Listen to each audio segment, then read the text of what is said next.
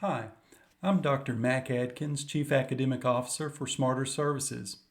Thanks for considering this blog about the results of the Assessment Continuity Survey.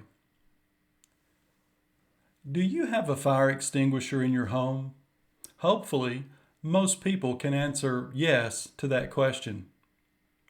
Have all persons living in the household been trained on the use of the fire extinguisher? In many families, the answer is likely no. How about the location of the fire extinguisher? Is it in an obviously visible location? Is it positioned in a location that could make it hard to reach during a fire, such as behind the clothes dryer or hung over the stove? A college or university having an academic continuity plan often resembles that of families having a fire extinguisher. Most institutions have them, and prior to the pandemic, most of them had rarely had to use them.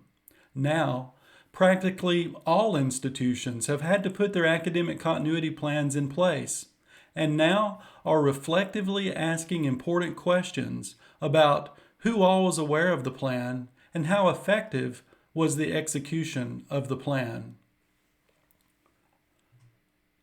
Academic continuity, as defined by the University of Massachusetts Amherst, is the process of preserving the functions of the academic core of the institution, that is, teaching and learning. According to crisis management literature, a crisis is a low probability, high impact event that threatens the viability of the institution and is characterized by ambiguity of cause, effect, and means of resolution, as well as by urgency of decision making. In an effort to mitigate this ambiguity and rush to judgment, the academic continuity planning process should serve to prepare for a more proactive response and mitigate the harsh impact of ad hoc responses to a campus crisis. To assist schools in being proactive, we offer a free handout titled Academic Continuity Helpful Resources. Back in 2017, which was prior to the pandemic, Holzwitz and Walker of Sam Houston State University provided a study that examined the experiences of their 21,000 students and faculty when their school had to implement its academic continuity plan for a month due to Hurricane Harvey. A poignant observation from their analysis was that during a crisis, faculty should be considered first responders. They stated that leaders should recognize that the primary connection students who are now studying online have to the institution is through their academic courses. When studying face-to-face, students have a variety of campus resources to use when they need support. But when online, students may not have the same services available. In this case, faculty will likely be the first campus representative students turn to when they are experiencing a crisis situation, and should thus be considered frontline responders. They reported that students studying online needed faculty to support them academically and emotionally. Faculty did more than just adjust course schedules and assignments during the crisis. They also called publishers to replace students' lost textbooks, hosted online discussion forums so students could talk about their personal experiences, and even provided rides for students who had lost vehicles in the storm. One vital aspect of teaching and learning that should be an element of an academic continuity plan is assessing learner mastery in a controlled environment. We know that as proctoring. For an article published in the Journal of the National College Testing Association titled Academic Dishonesty and Testing: How Student Beliefs and Test Settings Impact Decisions to Cheat, 734 students from 4 institutions were studied about their beliefs and behaviors when testing in a proctored versus non-proctored environment. The 3 key findings were, first, Students are more likely to engage in cheating behavior in an unproctored setting.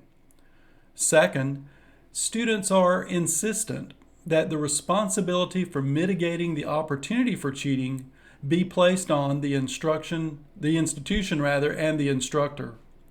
Third, students are more likely to state that cheating behaviors in a proctored setting are more unacceptable than cheating behaviors in an unproctored setting. These resources conclude that proctoring should be a part of an academic continuity plan. Faculty should be empowered as first responders and equipped to assist, and if exams are not proctored, measurements of mastery should not be considered as accurate. At SmarterServices, we were curious about the degree to which assessment continuity was a part of academic continuity plans, and also curious about the degree to which faculty are empowered, equipped, and encouraged to be a part of the plan. To answer these questions, during September of 2021, SmarterServices launched an assessment continuity survey. 154 persons representing 92 institutions responded. About 40% of the respondents reported that their institution did not include, or they were not aware if it included proctoring in their continuity plans. On a scale of 0 to 100, respondents were asked to rate the degree to which their plan could effectively shift testing into a hybrid or online model. The average response was 73.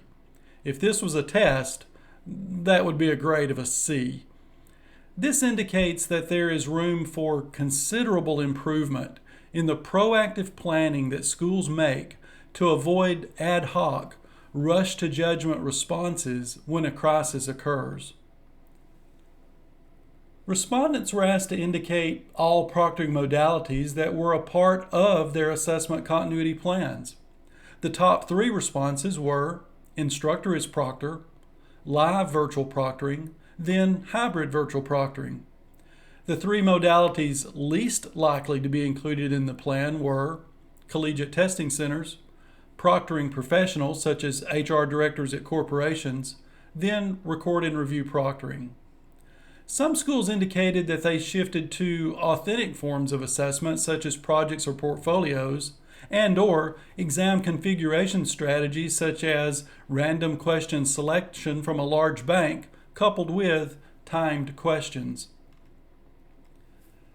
As SmarterServices provided proctoring services to institutions during the pandemic, we crafted a new proctoring modality in response to multiple client requests. The form and function of this new modality is congruent with the findings of the Assessment Continuity Survey coupled with the research cited earlier in this blog. The new proctoring modality is called hybrid virtual proctoring, and it fits into an assessment continuity plan in the following ways. It allows the instructor to be involved in proctoring as the virtual proctor from their location. It allows proctoring to continue uninterrupted to keep the likelihood of cheating level. It can be quickly deployed since it is integrated with the multimodal scheduling system of Smarter Proctoring. It provides the deterrent level of live virtual proctoring, but at the much lower cost of automated virtual proctoring. It is provided in a resource sharing model that can include the instructor, testing center staff, e-learning staff, teaching assistants, proctoring professionals, and SmarterServices proctors. And finally, it allows testing centers to continue their operations during a crisis, as well as to expand their operations into evening hours even when there's not a crisis. If you'd like more information about hybrid virtual proctoring and how it can fit into your assessment continuity plan, visit our website to learn about the benefits, cost, and reduced concerns provided by hybrid virtual proctoring.